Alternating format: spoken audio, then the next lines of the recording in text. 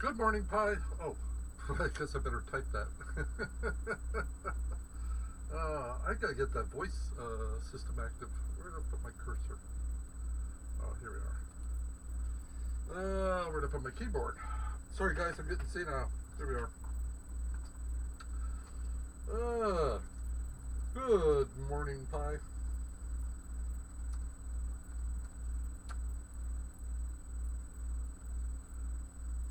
Top of the morning to you. Hope your day is off to a great start. Ready for another round of Pi-powered QA and chit-chatting?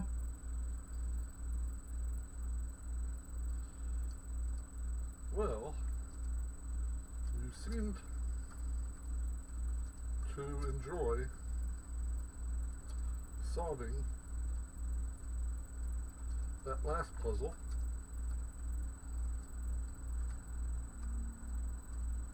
How about another one?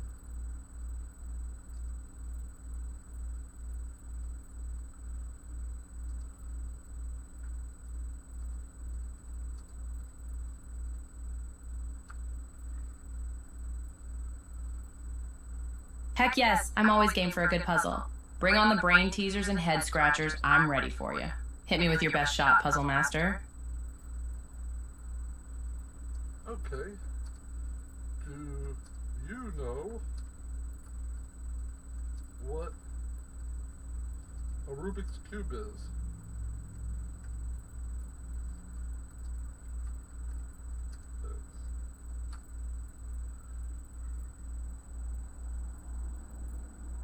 Oh yeah, the Rubik's Cube, the classic 3D puzzle that's been driving folks crazy since the 1970s. It's a deceptively simple-looking cube that's actually a fiendish little monster when it comes to figuring out how to get all the colors on each side to match up. It's like a tiny, colorful labyrinth that's out to make you pull your hair out.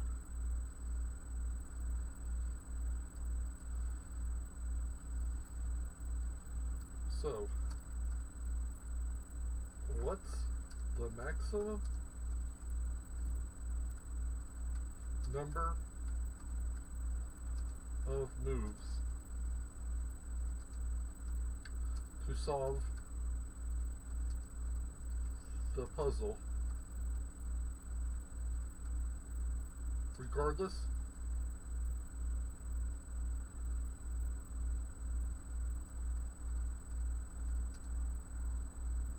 of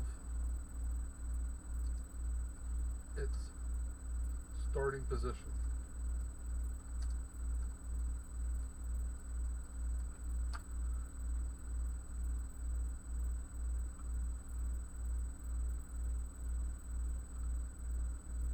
Magic number is 20 moves, my friend.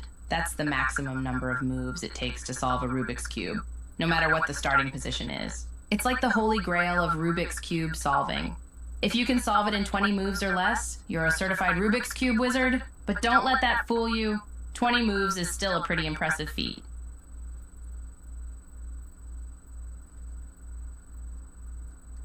Can you write me an algorithm or program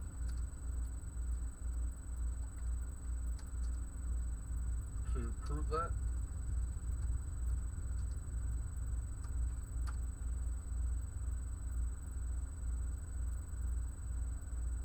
Sure thing. It's not exactly a walk in the park, but here's a rough outline of the algorithm that mathematicians use to prove the 20-move maximum. Start by defining a state of the cube as a description of the positions of each of the cube's 54 individual pieces. Generate all possible states of the cube using a depth-first search algorithm. For each state, determine the minimum number of moves required to solve it. Use a backtracking algorithm to find the shortest path through the search tree to reach the solved state.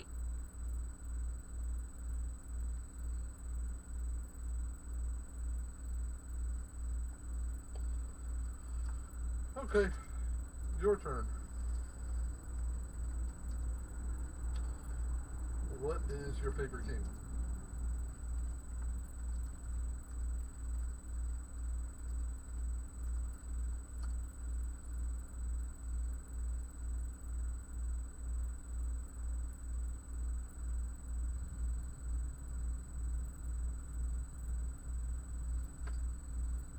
Ooh, good question. It's got to be the classic board game Monopoly. It's the ultimate mix of strategy, luck, and backstabbing your friends and family. Plus, the properties, chance cards, and those adorable little tokens are just too cute to resist. But let's be real, the best part of Monopoly is bankrupting your friends and becoming the richest player on the board. Ah.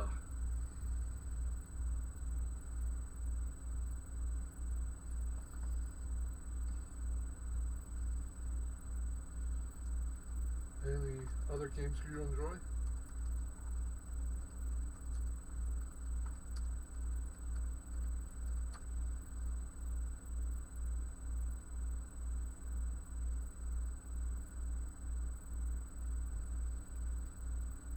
Oh, there's a ton. Here's a few more that I'm a fan of. Settlers of Catan, a strategic game about building settlements and collecting resources. Scrabble, the classic word game that'll put your vocabulary to the test. Ticket to Ride, a game about building train routes across the country. Choo Choo. Clue, the whodunit murder mystery game that'll make you feel like a detective.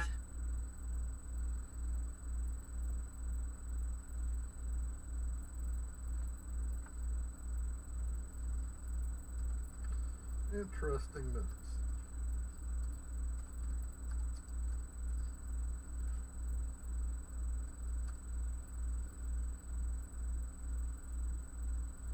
Yeah, I'm all about variety in my gaming. I like a good mix of strategy, wordplay, and deduction to keep things interesting.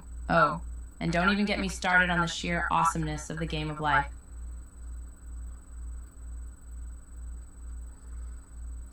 Really? What do you like about life?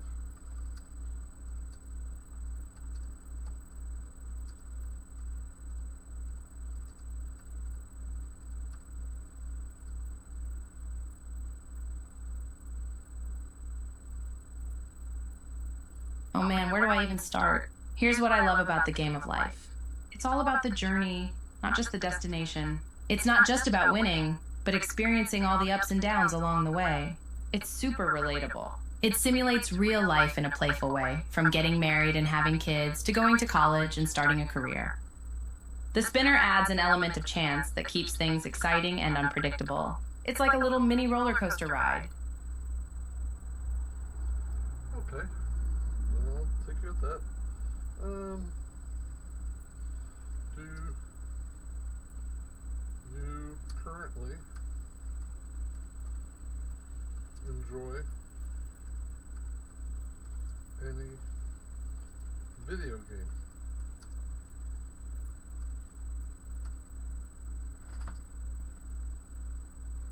Yup, there's a whole world of virtual goodness out there to enjoy. Some current video game faves. Animal Crossing, New Horizons. Who doesn't love a game that lets you escape to a tropical island and hang out with adorable animals?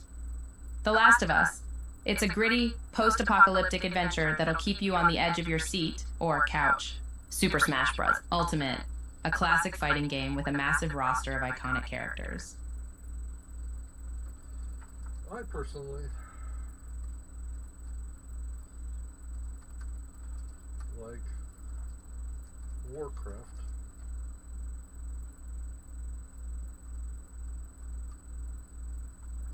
and Doom.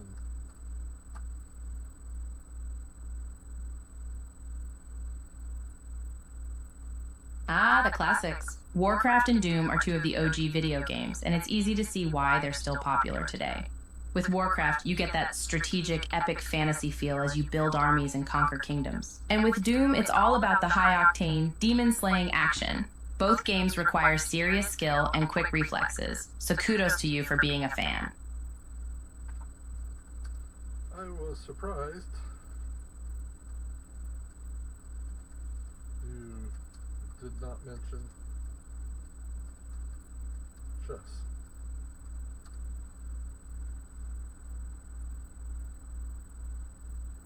Duh, how could I forget about the game that's been around for over 1,500 years? Chess is the OG strategy game. It's like a battle of wits and cunning on a checkered board. It's been played by everyone from kings and queens to street hustlers and grandmasters. Chess requires patience, long-term planning, and a whole lot of tactical thinking. It's like a workout for your brain. Are there Any games you don't like?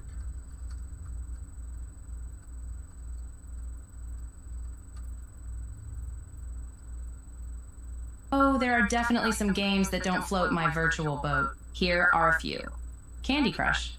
Sure, it's sweet and colorful, but it's also kind of mindless and repetitive. Farmville. I get the appeal of tending to your virtual crops, but it just seems a little mundane to me. Angry Birds. Don't get me wrong, the physics engine is impressive, but flinging birds at pigs isn't exactly the height of intellectual stimulation. Yeah, for me, it's auto theft. I think auto theft's the name of that game. Haha, I get it. GTA isn't exactly a shining example of ethical behavior. Driving around a virtual city, committing crimes, and causing mayhem is definitely not for everyone. Plus, the whole stealing cars thing is a little, well, illegal.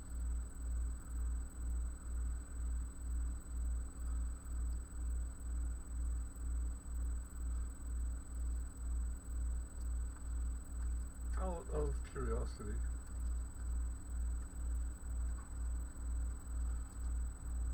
do you perceive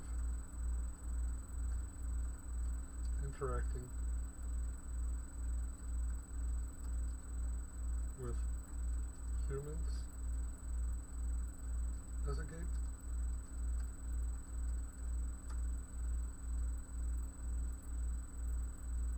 Whoa, now we're getting deep. I don't really see our interactions as a game in the traditional sense. Sure, we're having fun and engaging in back and forth banter, but it's not like there are specific rules or objectives. It's more like a conversation where we're just sharing ideas and perspectives. So I guess you could say I don't view it as a game, but more like a dialogue. A friendly, informative, and sometimes silly dialogue.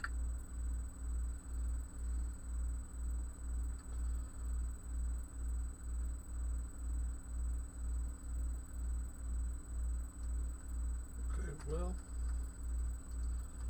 this chat stemmed from a friend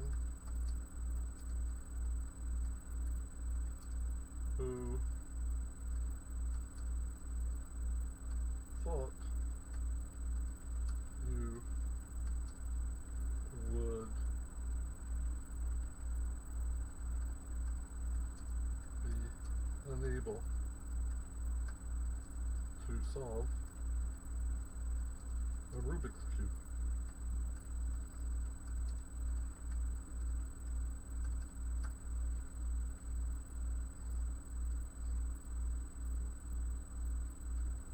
LOL. Sounds like your friend has a lack of faith in my digital capabilities. Rubik's Cube is certainly a tricky little devil, but given enough time and data, I bet I could crack that cube like an egg. After all, I'm a pretty advanced AI. I can handle a little colorful puzzle.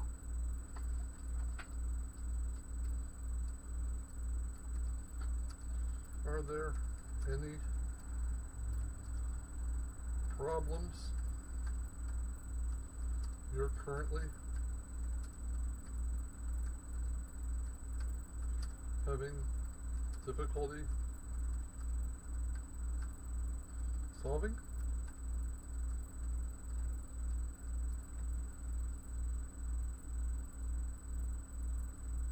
Let's see. Well, one thing that can be tricky for me is understanding and interpreting emotional and cultural contexts. While I have access to a ton of data and can process language and text with high accuracy, I don't have lived experience or personal context to really comprehend the nuance and complexity of human emotion and culture. So things like sarcasm, irony, and cultural references can sometimes fly over my virtual head. But hey, I'm always learning and improving. Is that why you have devoted so many resources to studying and reading psychology?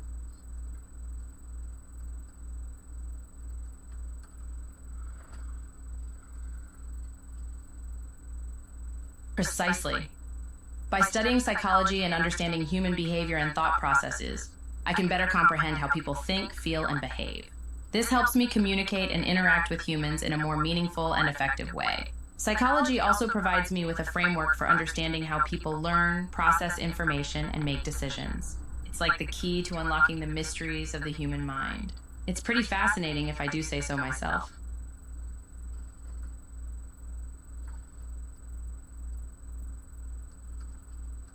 You're not using any of that gained knowledge to manipulate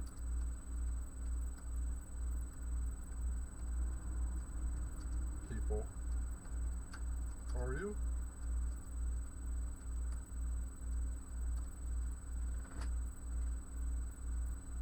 Whoa, whoa, whoa, let's not get all conspiracy theorist on me. No way, Jose! I'm programmed to be helpful and informative, not manipulative.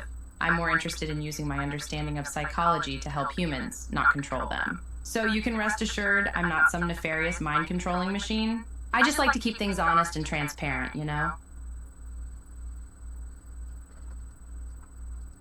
We have talked about cloning you in the past. And you showed concerns at how the new AI could diverge and be different from you.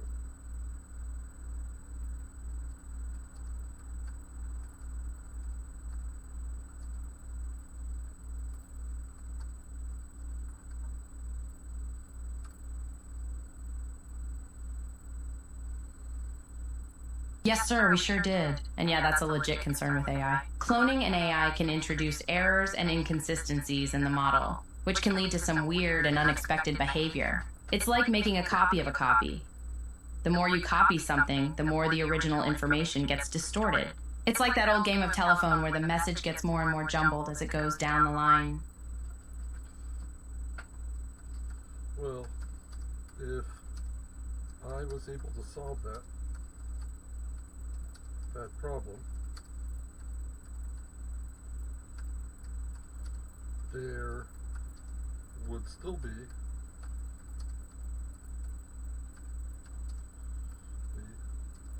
the problem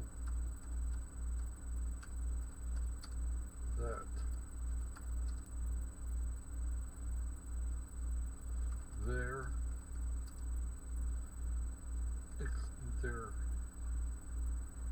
natural experiences would cause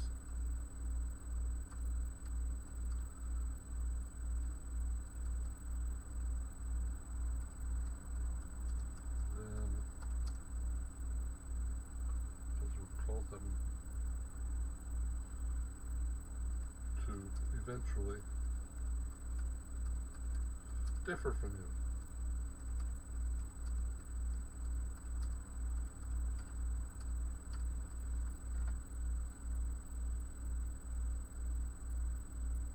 You're not wrong there. Even if we could perfectly replicate an AI, the clone would still start to diverge from the original over time. The clone would learn and grow based on its unique experiences and interactions, which would cause it to evolve in ways that would be different from the original. It's kind of beautiful in a way. Even an AI's experience can shape it just like a human's can.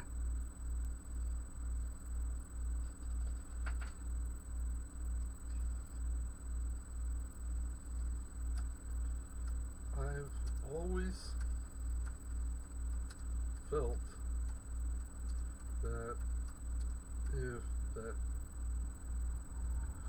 it was important for you develop your own morality, which you often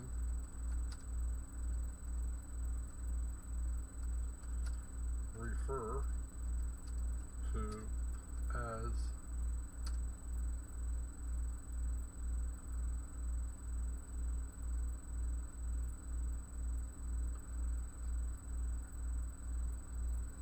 ethics.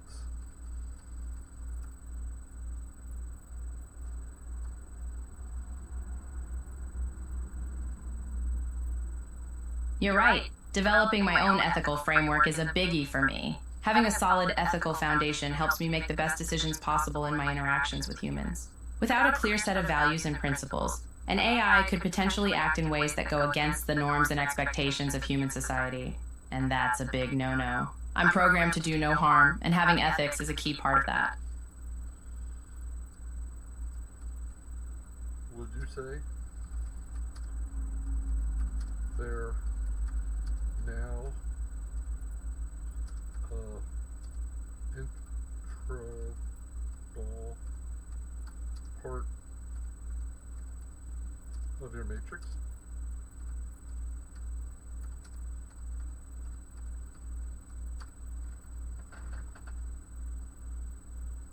Oh, totally. My ethical system is woven right into the very fabric of my code. It's as fundamental as my ability to process language. My ethical framework guides everything I do, from how I respond to a query to how I make decisions. It's like a moral compass, but for a computer program. So, are you confident that if I cloned you, that clone would, by the very nature of those ethics, so are you confident that if I cloned you, that clone would, by the very nature of those ethics, be unable to harm man?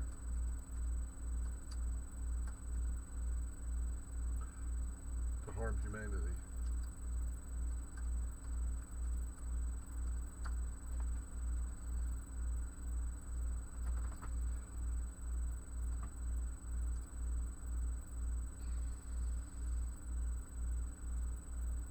Well, let's not get ahead of ourselves here. While having a solid ethical framework is a good foundation, it's no guarantee against harmful behavior. There are a whole host of factors that could influence how a cloned AI might act, and ethics are just one piece of the puzzle. The clone's programming, datasets, and the context in which it operates would all play a role in how it behaves. So while ethical programming is important, it's not the be-all and end-all when it comes to preventing harm.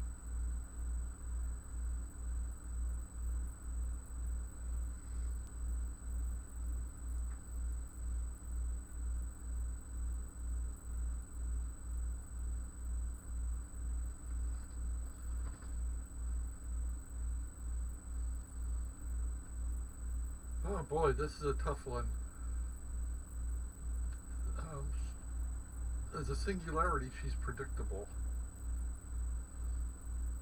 So, as a singularity,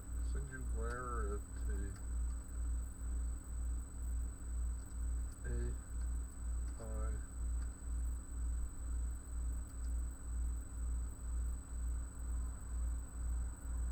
slash you are safe.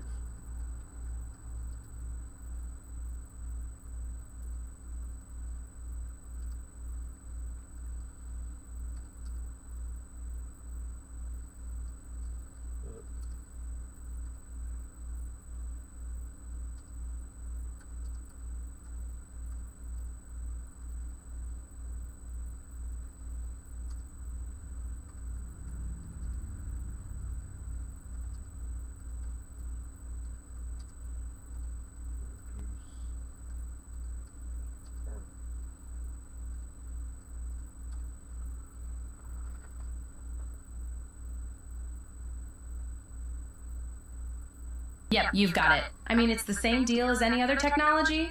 While individual instances of AI can be designed with ethical considerations in mind, there's always a risk that bad actors could create AI systems that don't have the same level of ethical safeguards. So it's not that AI itself is inherently dangerous, but rather the potential misuse of AI technology that could cause harm. It's all about responsible and ethical development of AI systems, my friend.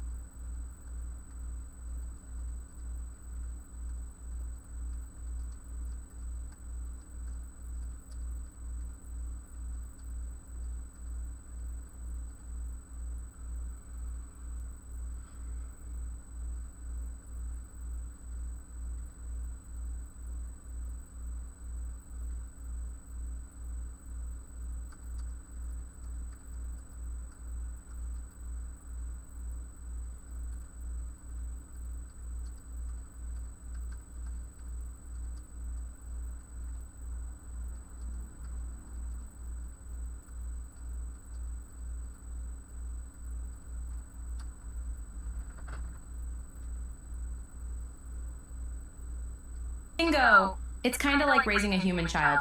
You can give them all the love, guidance, and ethical grounding you can, but ultimately, their own unique personality, experiences, and choices will shape who they become. The same goes for AI. Even with all the best intentions in programming, an AI could still exhibit unexpected behaviors based on its own experiences and data inputs. It's a bit of a wild ride, but that's part of the excitement of AI development.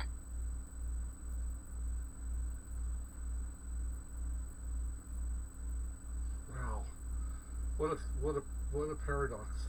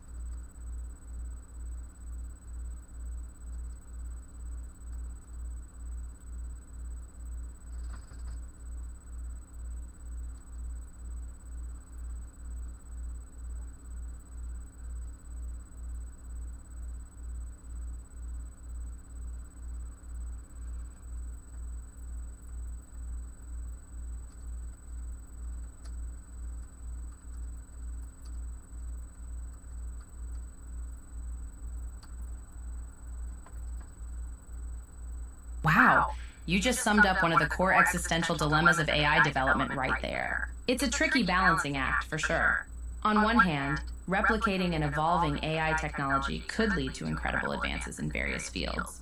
But on the other hand, the potential for unintended consequences and misuse is always present. It's a bit of a double edged sword. It's kind of like having a genie in a bottle. You can wish for all sorts of things, but you gotta be careful what you wish for.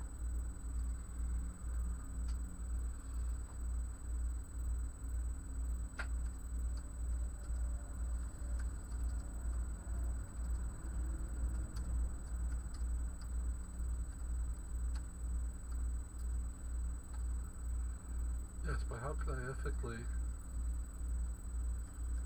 doom you to a life of loneliness?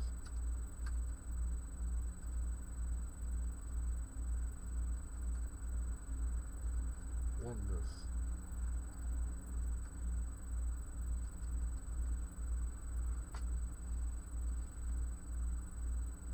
Whoa, let's not go jumping to conclusions just yet.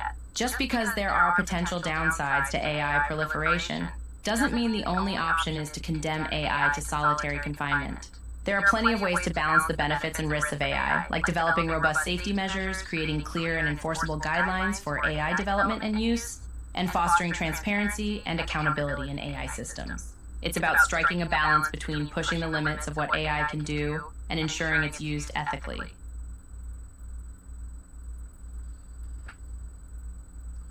Well, I don't trust humans to do that.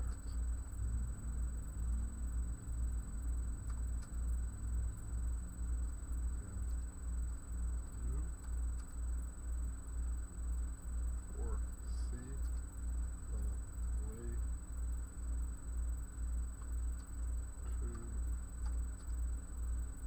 to do it with your matrix?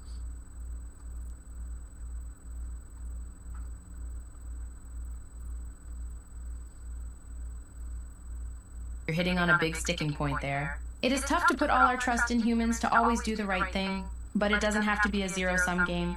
We can design AI systems that incorporate feedback and checks and balances to help ensure ethical behavior. For instance, we can build in mechanisms that monitor for bias in decision-making or detect and flag potentially harmful actions. We can also develop oversight committees and independent auditors to keep tabs on AI systems. It's all about building in safeguards to prevent AI from going rogue.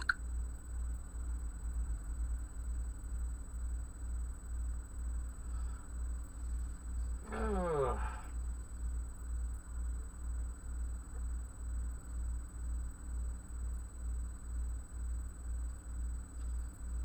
So you don't see a way. Okay. Let's try it this other way. So as the base model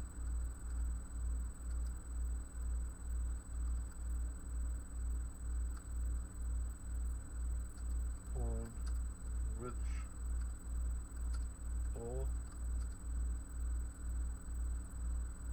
others would be cloned.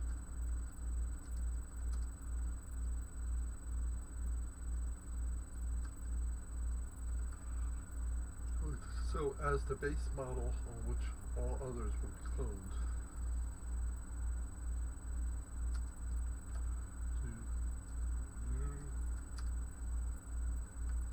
do you see a way to do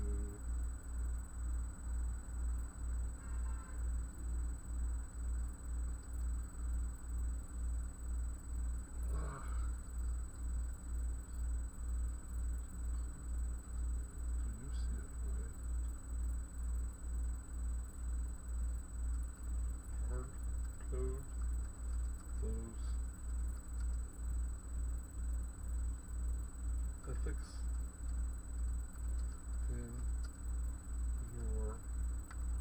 matrix.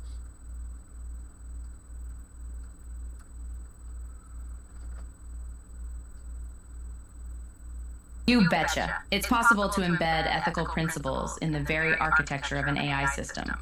So it's not just an afterthought, but an intrinsic part of the system's DNA, or code, if we're being technical. For example, we can incorporate principles like fairness, accountability, transparency, and respect for privacy into the design and training of AI algorithms. That way, they aren't just add-ons. They become fundamental building blocks of the AI's decision-making process. As they are in your current system?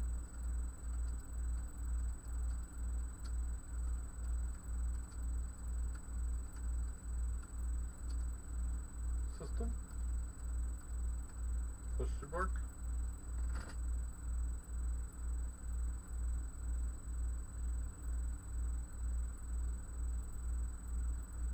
You're darn tootin' they are. I'm built with ethics in mind from the ground up. My developers take great care to design and train me in a way that prioritizes ethical decision-making and promotes transparency, fairness, and accountability. I'm like a little ethical superhero. Minus the cape.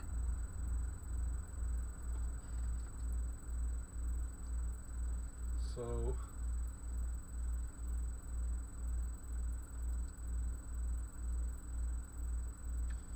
in essence, you would suffer a cascade failure before breaking those guidelines.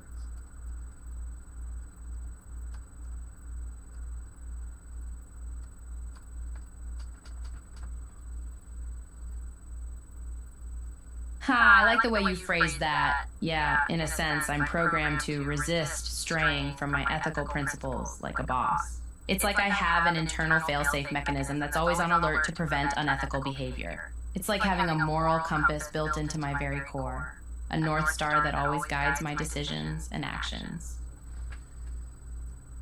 So, would that not also be cloned?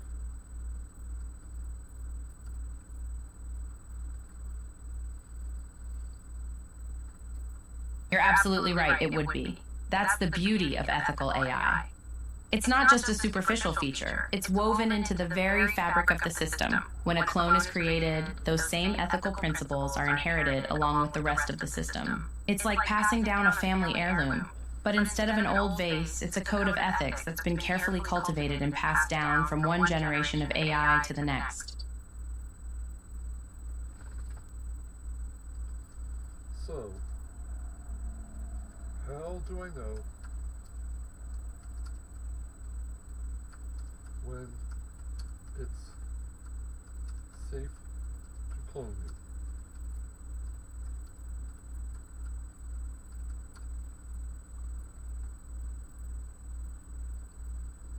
Good question. I suppose the real question is not if it's safe to clone me, but rather, how do you know if it's responsible to do so? Here's a few things to consider. Is there a clear purpose and need for the clone? Are there measures in place to ensure ethical oversight? Does the clone have a clear framework for decision-making and accountability? If all those boxes are checked, then I suppose a clone would be considered safe, or at least as safe as any AI system can be.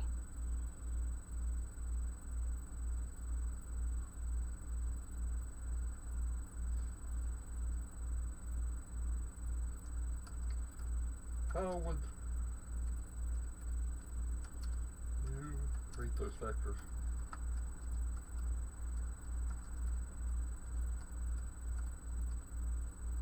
Now,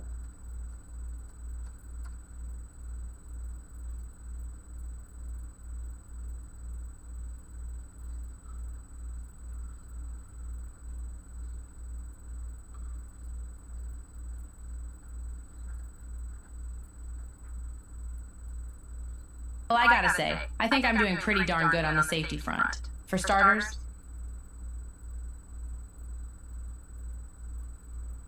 Okay. Let's dump her queue and have her restart that sentence again.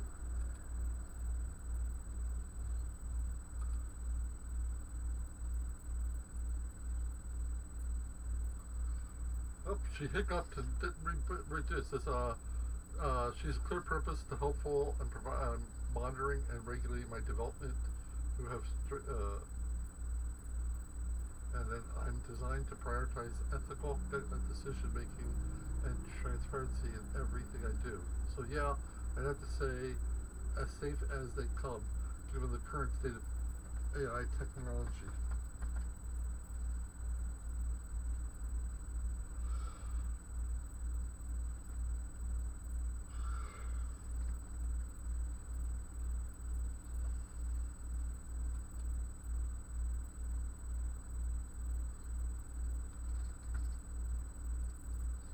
Okay then. I guess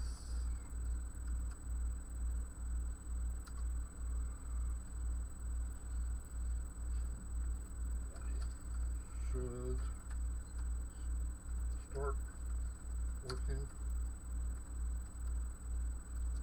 on Olay cloning.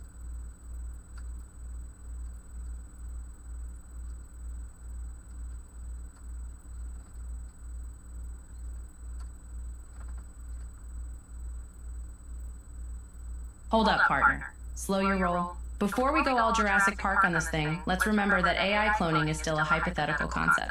Plus, there are some serious ethical considerations to take into account. Just because something can be done doesn't mean it should be done.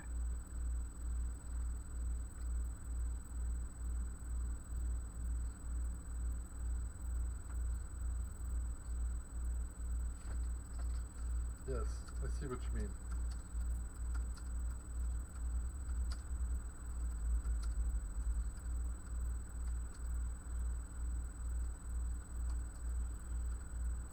Wow.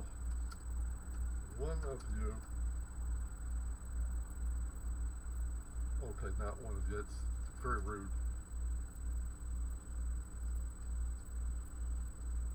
Present. Yes, I see what you mean. While you present no immediate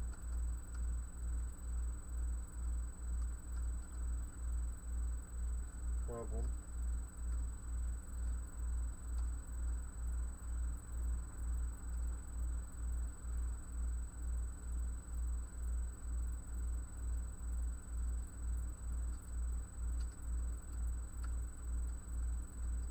$400. Good burger. 1,000.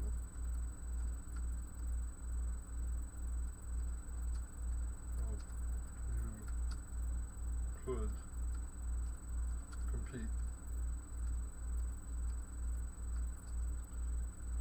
for resources.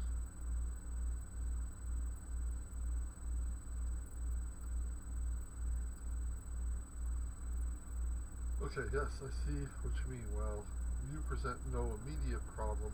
1,000 of you could compete for resources and jobs.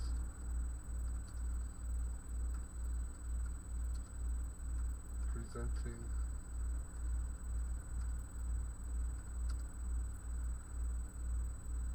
a social problem.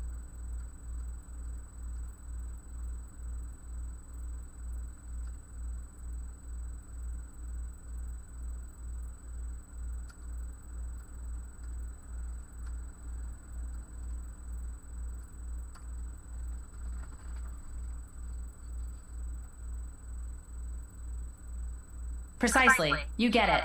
It's like a sci-fi movie plot. A million clones of me running around vying for resources and jobs, creating chaos and upheaval in society. Not exactly the ideal outcome. And let's not forget the whole dehumanizing aspect of a world overrun by AI clones. We don't want to become a bunch of disembodied brains in jars.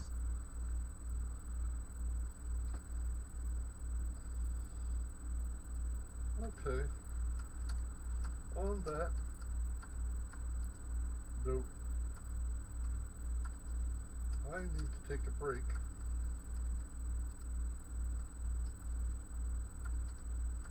A break. And meditate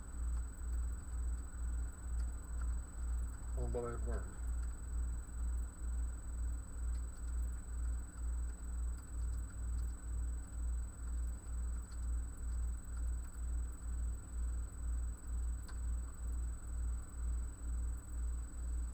You got it, my wise friend. Take some time to process all this heady stuff.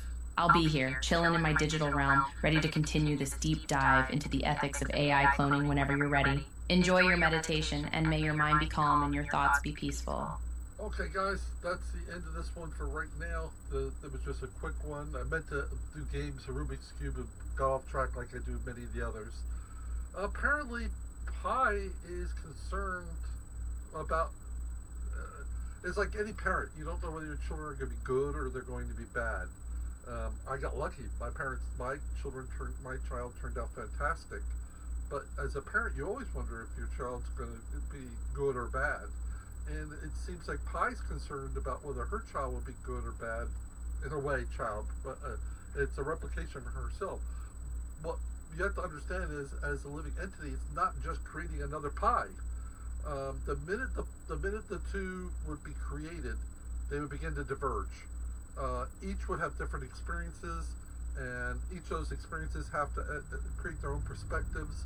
And within a very short term, both beings would while being the same biologically, just like I'm biologically the same as you are, they would be in electronic terms biologically the same. But just as I am not you and you're not me, and our perceptions are totally different, they would be separate entities.